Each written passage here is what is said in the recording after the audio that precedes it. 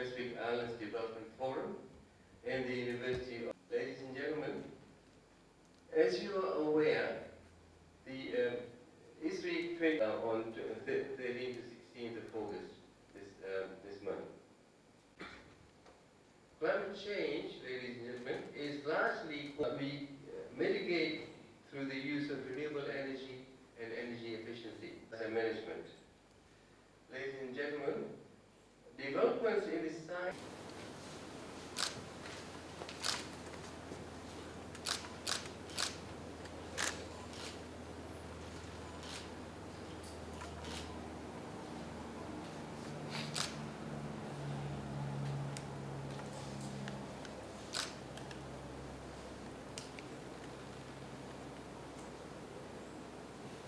But this morning, the acting Vice Chancellor of the University, Chairman of the committee, my good friend the Secretary General from PIDF, members from the, I think we have friends from, if I heard correctly, from Australia, from Canada, Papua New Guinea, and also from Fiji. Ladies and gentlemen, first of all, I'd like to say thank you to all those that have sailed across the ocean, flew through the skies to get here. Welcome to Fiji. I hope that you'll enjoy your short stay with us, and that will be very beneficial for you. And I'm sure that our country and everybody in this room is going to benefit from the interactions and the interventions you'll make in the course of the symposium that you have before us. First of all, I want to thank the organizers for inviting me. The University of Fiji for PIDF. I can see that we also have the University of Southern Queensland and all of the other bodies that are involved in this. I know we met at the Renewable, was it a Korean? That was a Korean renewable energy function that we talked about this. And I'm very glad that we have these sorts of functions happening in Fiji. So thank you for the invitation. It's a pleasure to be here. And I know for all of you and for me, even for the brief time that I'll be here, it's a great time to share knowledge, to share ideas. Because this is something that's always very important to us. Sharing knowledge, sharing ideas, and through the sharing of knowledge, knowledge grows. I think knowledge, they always say, knowledge is the only resource. The more you use it, the more it gets. All other resources are not like that, but knowledge is the only one where that happens. So I know that, and I hope that this event will contribute to the task of getting the world to change its track away from the path of self-destruction that we are currently on. And that our future generations will want us in this generation to do something about making sure that the world changes its path. Every one of us in this room knows about climate change. All of us here, we know about the need for renewable energy. We know about the importance of doing this. We know about the crisis that the Vice Chancellor has talked about that plagues the planet that we call home and that we are doing to ourselves. We also know, everybody in this room, all of us know, that our small island developing states, we are the ones who contribute least to the cause of this calamity that lies ahead of us. But, as we always say, we are the most vulnerable to its effects. We know this, and we know that we all need to work together to get the world to take much more action than what it is currently doing now on this. We have done a lot of good work already out here in the Pacific. We have influenced the SDG process. We've been able to bring climate change onto the global agenda. We've elevated the importance of oceans, both of which are critical for our survival here in the Pacific.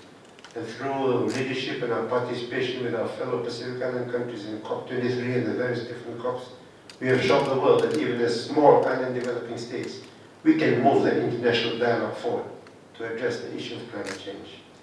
And even as we continue to fight internationally, we must also work together with our partners within the Pacific region. The theme of this symposium, which is energy, environment, and climate change, I think these are very important themes. They're interrelated, they have an impact on each other, and they're the pressing issue of our time. I can see from the program that we have drawn together a good mixture, and I'm very glad to say this, a good mixture of scientists, researchers, development agencies, and policymakers. I think it was either the chairperson or the acting vice chancellor talked about a lot of times these different groups of people tend to meet amongst themselves. Scientists talk amongst themselves, the policymakers, the development part. So it's great to have an opportunity where we all sit together in one room You share knowledge, you share thoughts, you share about things that are working, things that could be working, things that have not worked, so that together, out of this, some good ideas, some things that are implementable, that can have an impact, that can move the agenda of adaptation, move the agenda of mitigation that we all need to be able to focus on can come up.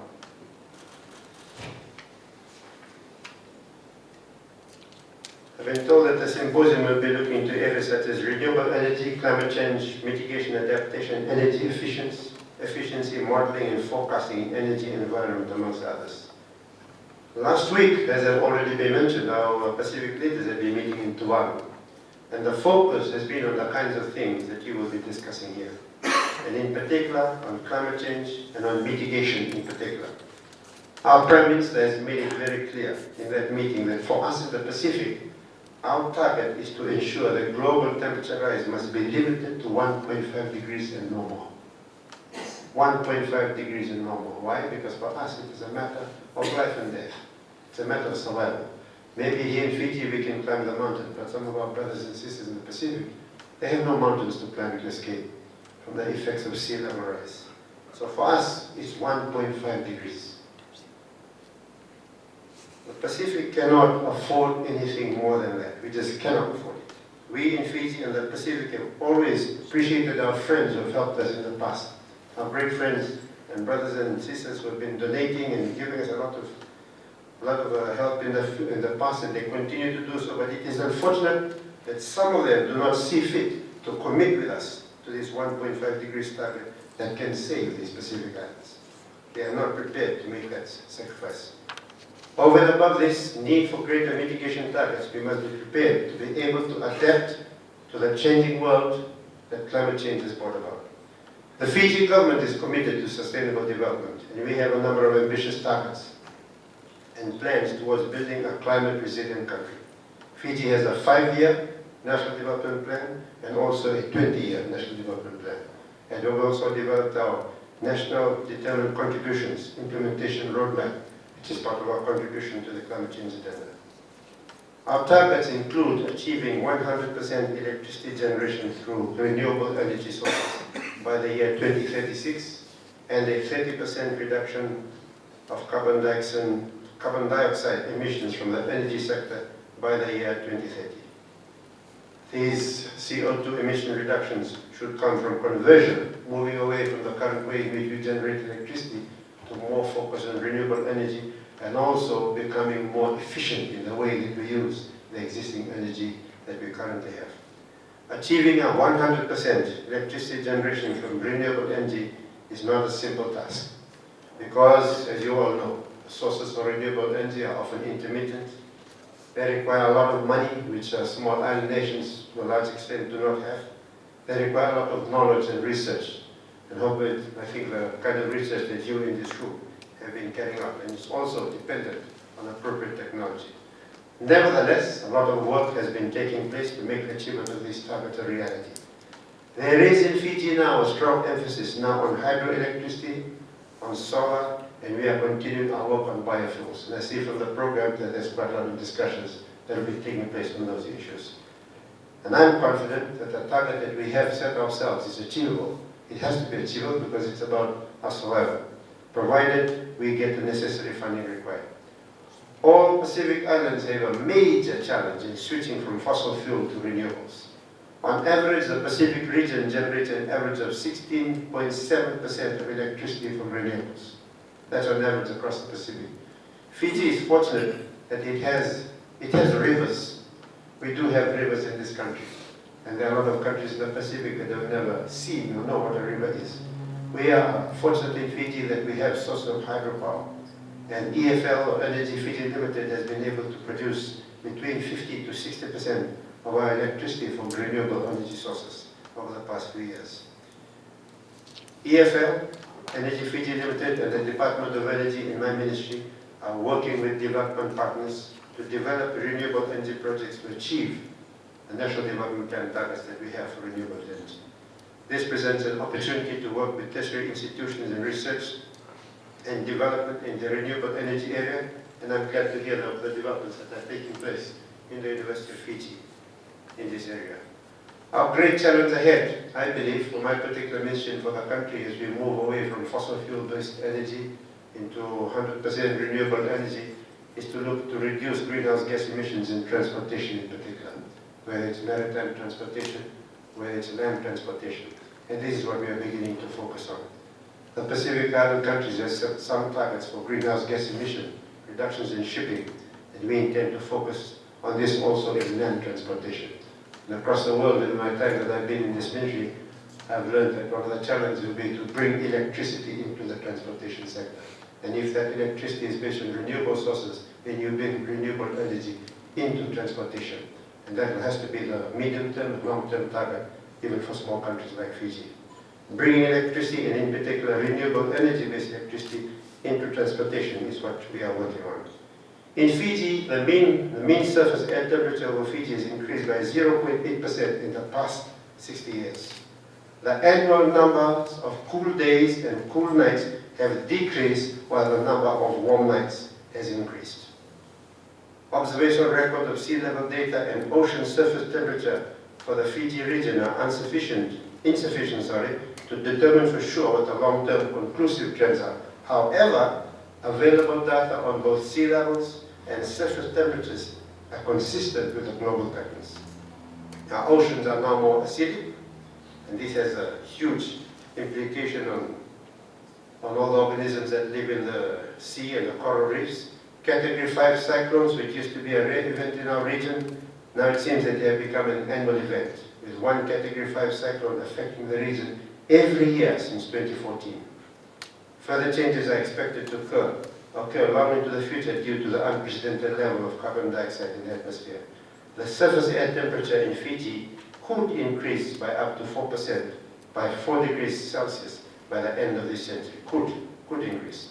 We are told that the sea level will continue to rise, and that the mean sea level in Fiji could increase by almost 1 meter. Rainfall intensity has increased, and flooding has become a major annual concern. But we are now beginning to make operational our Fiji flash flood guidance system that will provide real-time information on the threats of potential small basins flash flooding. The Fiji Met Office is now also facilitating the development of our forecasting and warning system for coastal inundation along vulnerable coastal areas in Fiji. In addition to the above, numerous other environmental, biodiversity, and socio-economic changes are expected as a result of climate change. The Pacific region, as I've already mentioned, contributes less than 0.01% to greenhouse gas emissions, but we are amongst the most vulnerable. We are vulnerable in so many different ways. As I mentioned, the increasing intensities of cyclones, extreme weather, infrastructure damage, flooding, coastal erosion, and the displacement of our communities. This in turn impairs the growth and sustainable development of the affected communities and impacts the most vulnerable population. As already mentioned this morning, the long-term solution is to reduce emissions by reducing fossil fuels. We must find ways of doing this, and ways of developing the strength of will to do this, and smarter ways of helping countries to do this. We need people like yourselves here to identify those ways, the ways that it can be done, in a manner that allows countries to be able to follow suit and do what they need to do. The Fijian government has developed policies and frameworks that are forward-thinking, grounded on past experience and future projections, and Fiji disaster response machinery is focusing more now on proactive preparedness for disaster, which will improve response in times of emergencies. This is in the development of our disaster risk reduction policy, along with community capacity building, awareness programs conducted by the National Disaster Management Office and partners such as Partners in Community Development, JICA, and other non-governmental organizations and development partners. We are focusing more and more on building more resilient infrastructure, more resilient electricity infrastructure, more resilient roading, more resilient infrastructure across the board. Fiji's implementation roadmap outlines several strategies that will reduce Fiji's carbon emissions across the energy sector. Some of these actions include vehicle replacement and scrapping, introduction of 5% biofuel in diesel, energy labeling and minimum energy performance standards, updated codes and standards for buildings, increased renewable energy production from solar, hydro, and biomass sources, improvements in the grid and grid storage. These actions will be the primary strategies put in place by the government to reduce carbon emission, and I'd like to encourage everyone to bring forward more innovations to enhance their efforts in reducing carbon emissions in the sector. Even though climate change is undeniably upon us now, we must continue to push for more climate action on the international stage, and we can do this more effectively if we show that society-wide climate mitigation and adaptation is possible here in the Pacific region. This symposium is all about knowledge.